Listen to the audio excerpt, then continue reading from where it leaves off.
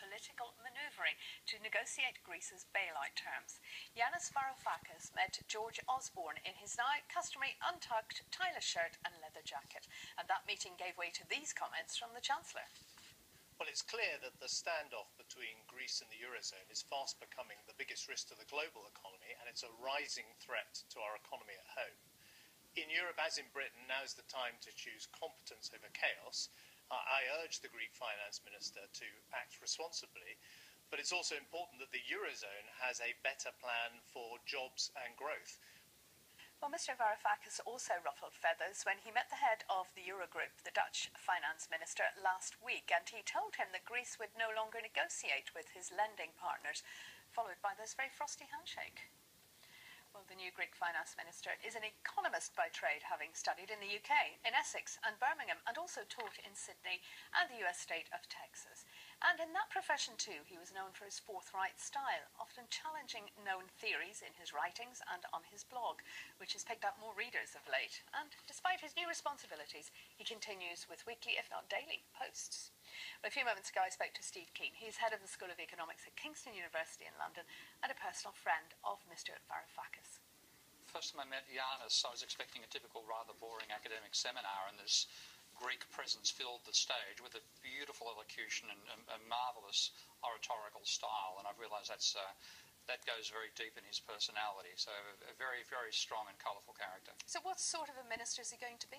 I think he'll be extremely well prepared, because his specialty when he got into economics originally was taking on the conventional approaches to what's called game theory in economics, and he doesn't take the conventional theory seriously. He sees through a lot of the arguments we would have seen in A Beautiful Mind with John Nash and so on, but he's always been working out strategic situations, and I think that's been a tremendous preparation for what he's now going to be involved in, which is probably one of the biggest games in global politics. And how's he going to handle it, though? How's he going to resolve this whole issue? Well, that's what he's been doing actually for about 6 years. He's been putting forward what he calls a modest proposal for reforming the euro and reforming the crisis in Europe for about 6 years, and it is genuinely a modest proposal, because he knows that he couldn't put forward a proposal to involve, for example, abolishing the euro and going back to the drachma.